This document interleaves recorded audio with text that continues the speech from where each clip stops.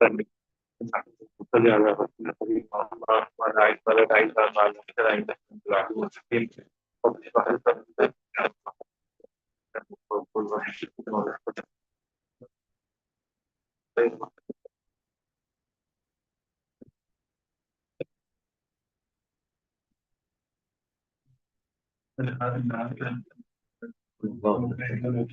إذا أقبل النور كل مكتوم تدبر عليه قال رسول الله صلى الله عليه وسلم في الباب يا الله فيقولنا قال رسول الله صلى الله عليه وسلم يا والي أنتما فلستما آدم بغانه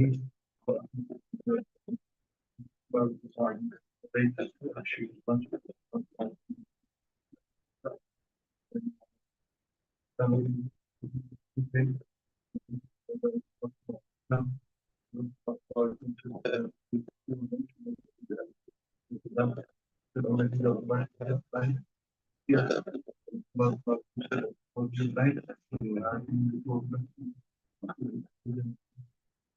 So according to the hadith, like men, women too are forbidden from looking at strange non-mahram women. However, the ulama say that this of Nabi Kareem sallallahu alayhi wasallam was of taqwa, higher level of taqwa. Or Nabi sallallahu alayhi wasallam meant that women should not look exclusively at men, shouldn't stay at them, not that you're not supposed to see them. However, it must be understood that permission is on the submission to see a man is only on condition that there isn't any external desires. If there is external desires from the side of a lady, if she looks at him with the intent of anything else but, to satisfy her needs or to satisfy her eyes, then it will be haram to look at any man or lady.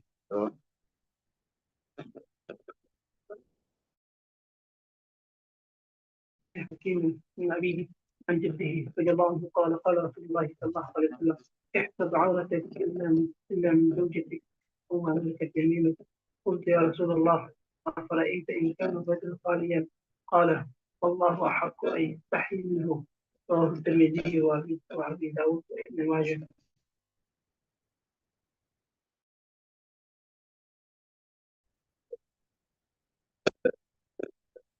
Sayyid Nabaht ibn Hakim radiallahu ta'ala reported from his father Hakim rahmatullah alayh that his grandfather Muawiyah ibn Haida radiallahu ta'ala narrated that Nabi sallallahu alayhi wasallam said that you should cover your private parts, except who's allowed to see your private parts is your slave girl and your wife, right?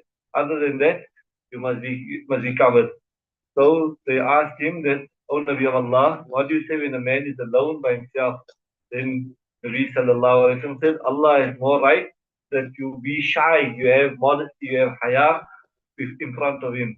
So it is wajib that even when one person is alone, that his satar, his private part must be covered, unless it becomes necessary to uncover it when he's going to toilet, when he's going to go to use the bathroom, use the shower, then he's going to uncover. But other than that, a person shouldn't just uncover. Even if he's alone at home, he shouldn't be walking around uncovered. Hello? وعن عمر رضي الله عنه أن النبي صلى الله عليه وسلم قال لا يقولن رجل بامرأة إلا كان ثالثهما الشيطان أو الترمذي وأبو داود وابن ماجه.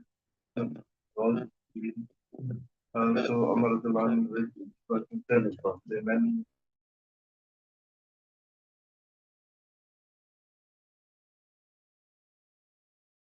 mahram alone, then shaitan will always come between them and them. عن جابر رضي الله عنه عن النبي صلى الله عليه وسلم قال لا تلجوا على مغيباته فإن الشيطان يجري من أحدكم مجرى الدم. قلنا ومنك يا رسول الله؟ قال ومني ولكن الله أعانني عليه فأستمه. Jabir radiallahu ta'ala narrates that Nabi sallallahu alayhi wa sallam said, do not visit women whose husbands are not at home. For indeed, shaitan circulates, moves in each of you as how the blood moves. Someone said, and what about you, O Nabi of Allah? He said, O Nabi, he said, and me also, but Allah has helped me to overcome him, so I am safe.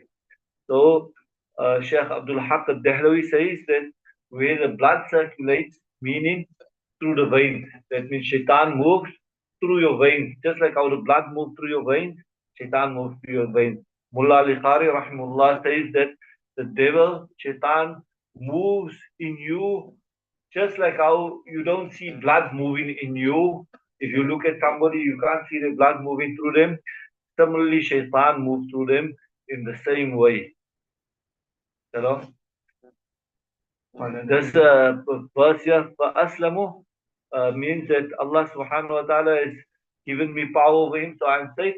It could mean also that the shaitan of Nabi sallallahu alayhi wa sallam, Allah ta'ala gave him powers and he managed to convert him and he became a Muslim.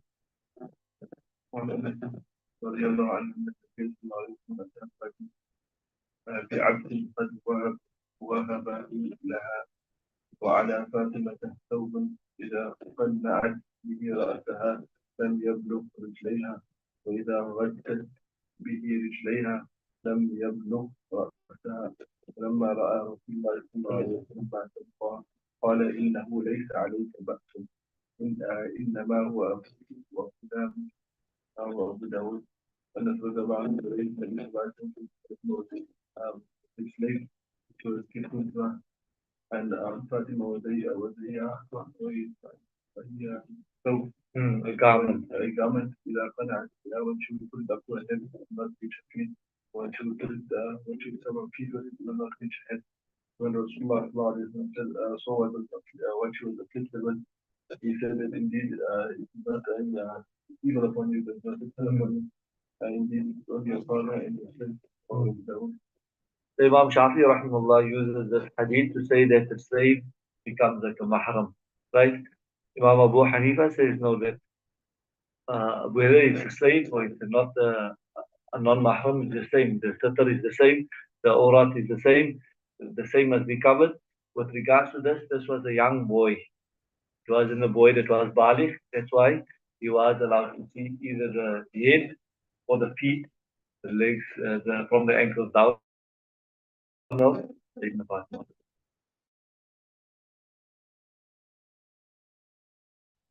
أم سلمة رضي الله عنها أن النبي صلى الله عليه وسلم كان عندها وفي البيت مخنث فقال لعبد الله بن أبي أمية أخي أم سلمة يا عبد الله إن فتح الله لكم غدا في طائفة فإني أدلك على ابنة غيلان فإنها تقبل بأربع وتدبر بثمان فقال النبي صلى الله عليه وسلم لا يدخلن هؤلاء عليكم. Sayyidina Salma radiallahu ta'ala narrates that once when Nabi sallallahu alayhi wa sallam was with her, and in the house was a khunta. A khunta? What is a khunta?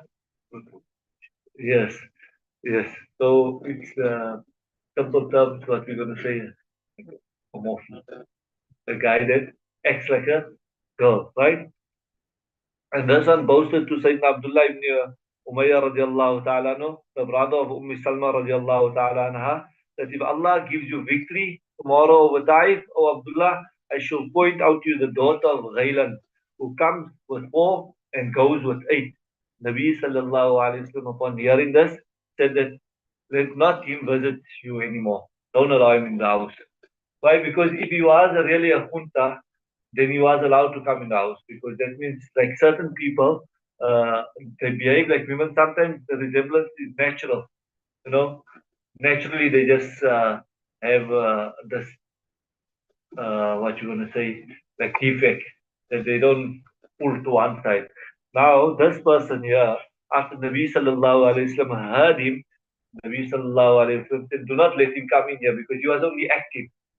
Nabi sallallahu alayhi wa sallam heard him talking about what you call the lady, the daughter of Ghailan, and you see Arab, naturally the Arab men, they had inclination to ladies that were a little bit chubbier. They thought ladies that were more chubbier to be more pretty. So he said that somebody that comes with 4 and goes with 8, she was nice and chubby, she had the 4, you know. So the fact that he was desiring of women showed that he wasn't a real junta. He was just acting. So that's why Nabi sallallahu alayhi wa sallam said, let him not come in. You know.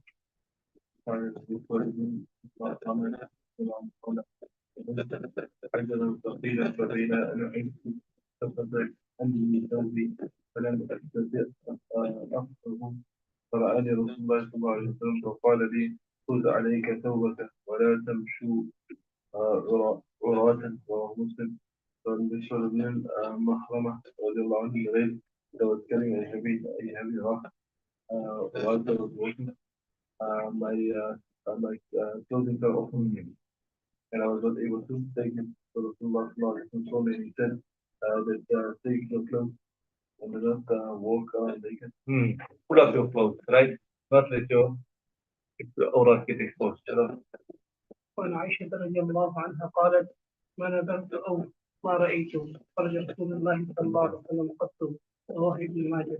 Right, so Aisha radiallahu ta'ala anha narrated, I did not ever look or I do not see the sitter of Nabi Karim sallallahu alaihi wasallam.